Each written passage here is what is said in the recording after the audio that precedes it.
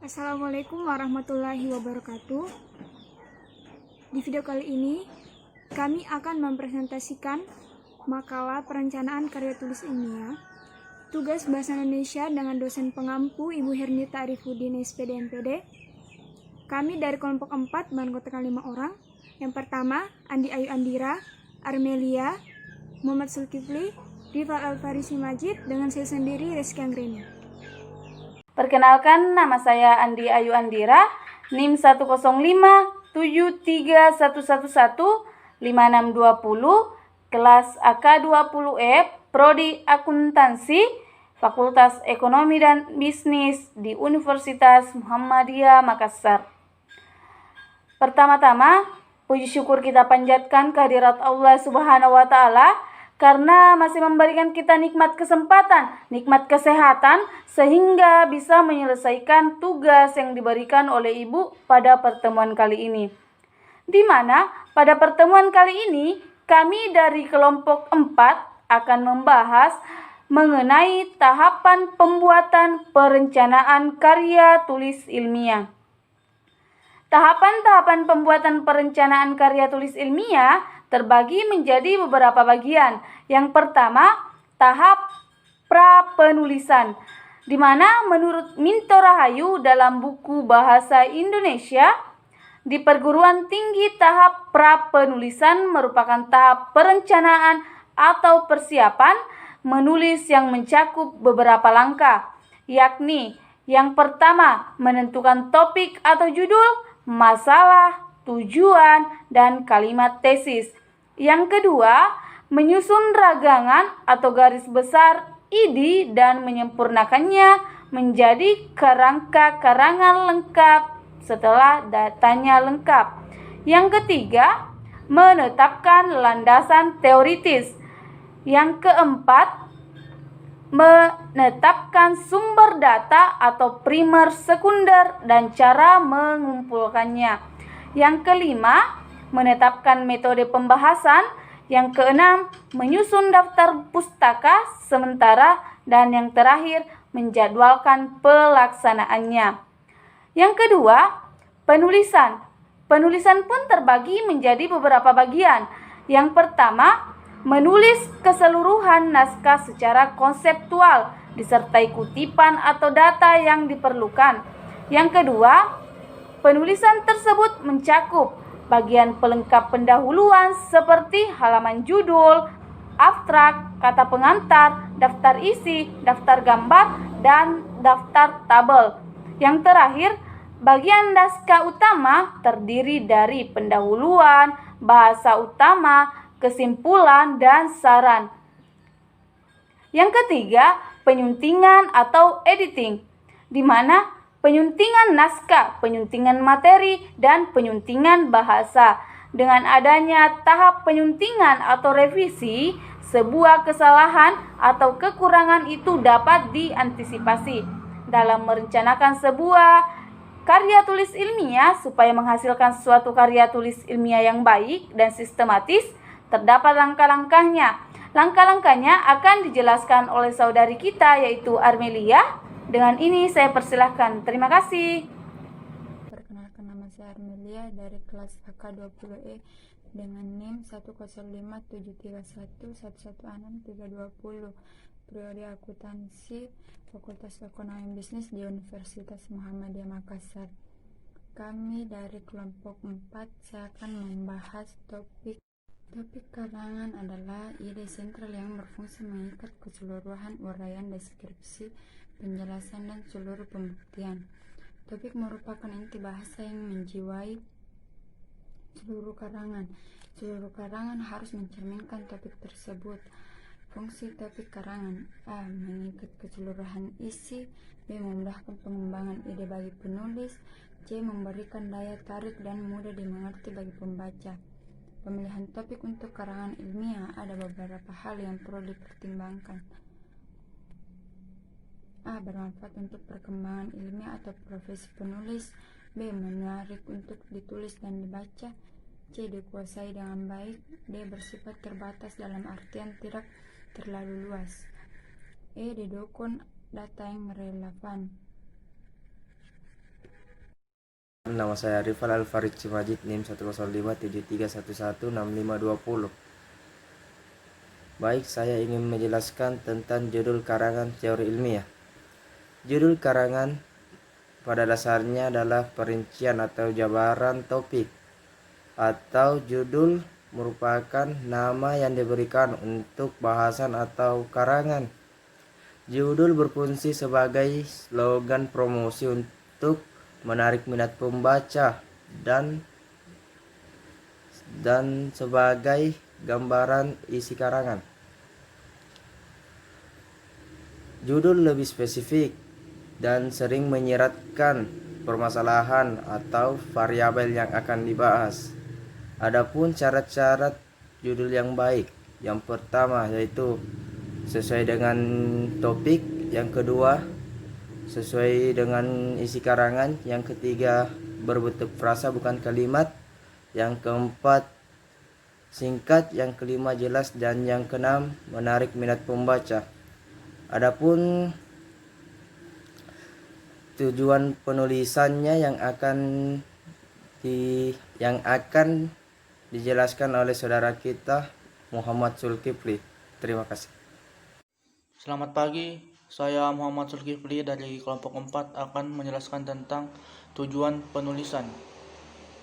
Tujuan penulisan ialah gambaran atau perencanaan menyeluruh yang akan mengarahkan penulis dalam melakukan tindak menyelesaikan tugasnya. Dengan mengetahui tujuan, penulis akan dapat menentukan bahan tulisan, organisasi karangan, dan sudut pandang. A.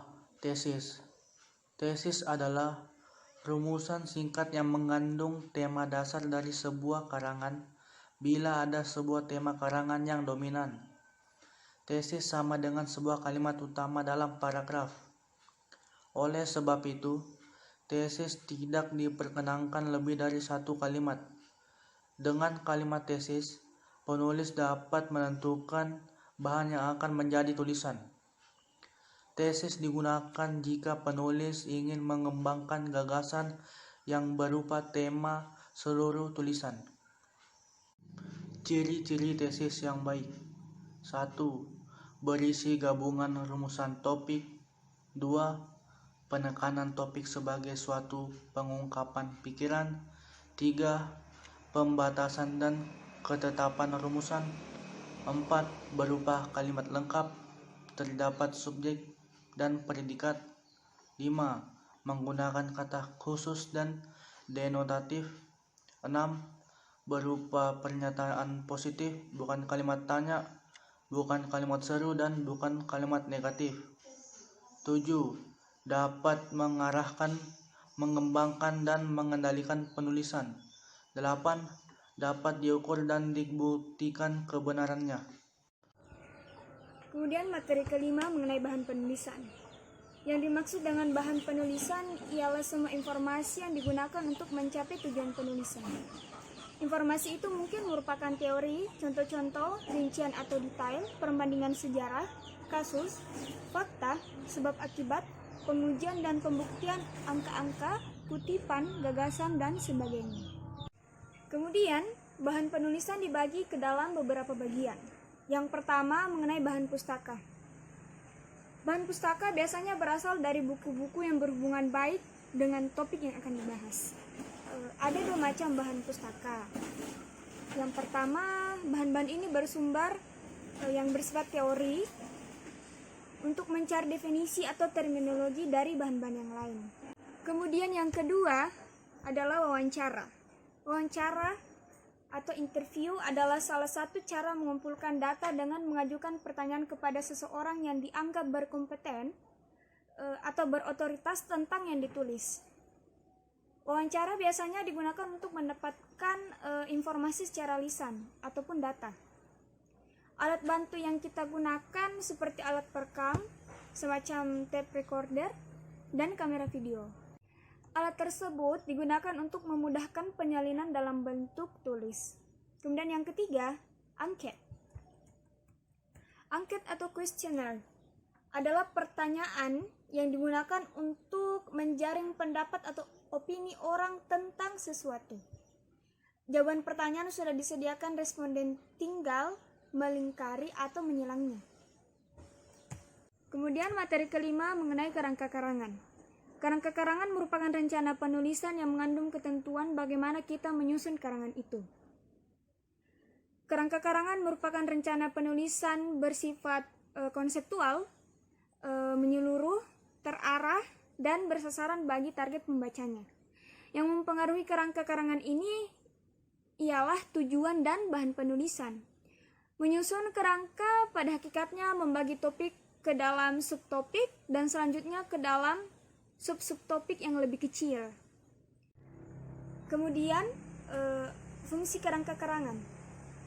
Yang pertama, memperhatikan pokok bahasan, sub-sub bahasa karangan, dan memberi kemungkinan perluasan bahasan tersebut sehingga memungkinkan penulisan menciptakan suasana kreatif sesuai dengan variasi yang diinginkan. Kemudian yang kedua, mencegah pembahasan keluar dari sasaran yang sudah dirumuskan dalam topik judul, masalah, tujuan, dan kalimat tesis. Yang ketiga, memudahkan penulis menyusun secara menyeluruh. Dan yang keempat, mencegah ketidaklengkapan bahasa. Kemudian, tahapan kedua ialah mengumpulkan topik-topik bawahan yang dianggap merupakan rincian jelas dari tesis atau pengungkapan maksud tadi. Hal ini sering disebut dengan istilah inventarisasi. Pada poin ini, penulis diperbolehkan untuk mencatat sebanyak-banyaknya tema yang terlintas dalam benaknya dan tidak perlu langsung melakukan evaluasi pada tema-tema tadi. Kemudian yang ketiga, tahapan ketiga, ialah melakukan evaluasi pada semua topik bawahan yang sudah dia catat pada langkah kedua tadi. Evaluasi itu bisa diadakan dalam beberapa tahap.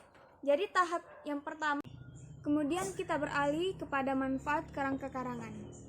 Kerangka karangan adalah rencana kerja yang mengandung ketentuan-ketentuan tentang pembagian dan penyusunan gagasan yang memuat garis-garis besar suatu karangan.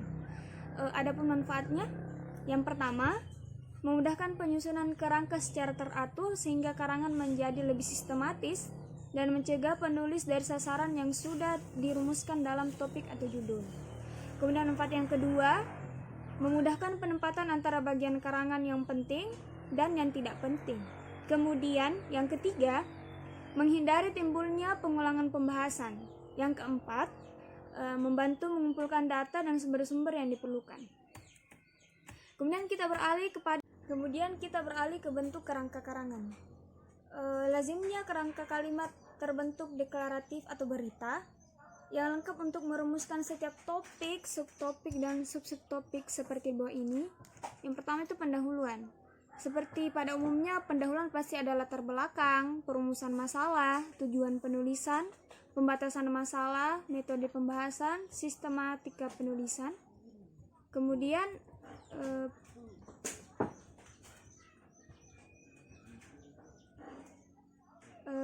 landasan teori, hasil penelitian, penutup, daftar pustaka. Nah, kemudian ada tahap revisi. Tahap revisi ini bertujuan untuk memeriksa kembali tulisan yang telah kita buat, apakah terjadi kesalahan atau kekurangan dalam karya tulis kita. Jadi yang direvisi dari karangan yang telah kita buat, yang pertama, penyuntingan naskah atau data. Kemudian yang kedua, penyuntingan materi, bisa berupa bentuk pendapat baru. Kemudian yang ketiga, penyuntingan bahasa atau ketikan. Dalam penulisan karangan hendaknya melakukan pengeditan ulang terhadap bahan yang akan disajikan. Contohnya, penulisan kutipan yang benar dan penulisan kata serapan yang sesuai dengan EYD, ejaan yang telah disempurnakan. Jadi, itulah tadi materi kita. Semoga ada hikmah di balik presentasi dari kelompok kami.